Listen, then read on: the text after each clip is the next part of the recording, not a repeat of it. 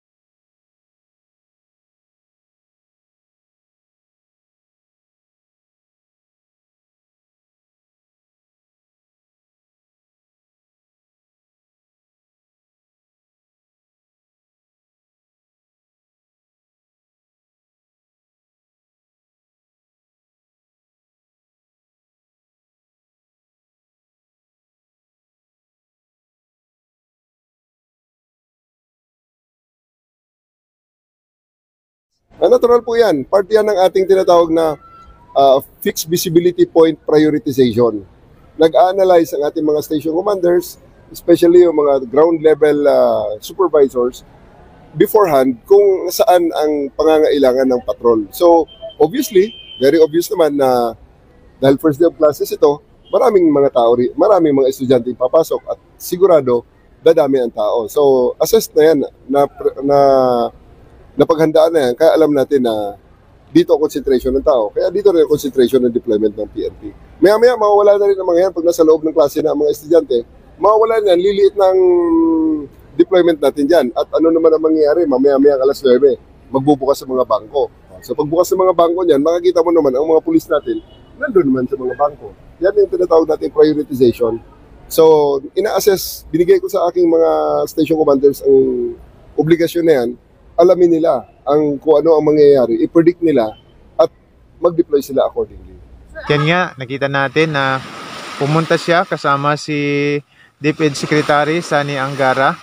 Pinuntahan nila yung Epifanio de los Santos Elementary School sa Manila. Sa pagbubukas ng klase ay nandoon sila ni DepEd Secretary. Ito po, dama ko yung damdamin ng mga guro na mapuntahan ng isang Pangulo.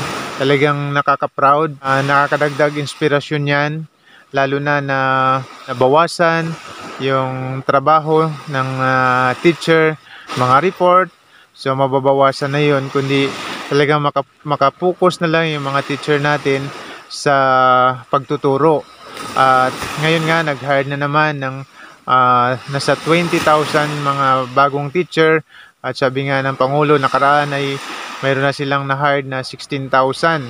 At doon nga para sa mga department na sila na yung gagawa ng report na dapat ay gagawin pa rin ng teacher, nagkaroon naman din ng hiring na 10,000. Sinama na natin sa video yung layunin din, naisin ng Pangulo na yung mga estudyante ay hindi lamang natuturuan ng husto, kundi sila rin po ay talagang nababantayan, no? Kasi yun naman talaga yung nararapat na magkasama yung pagtuturo at siyempre yung seguridad ng mga bata. Kaya nga dyan si General Turi, sinabi niya sa pagbubukas ng klase, nandun nakaantabay yung ating mga kapulisan, at pagkatapos naman na yung mga bata ay nasa loob na, mababawasan na naman yung deployment ng mga pulis, bagkos ay pupunta na naman doon sa mga dapat na tutukan kagaya ng mga bangko.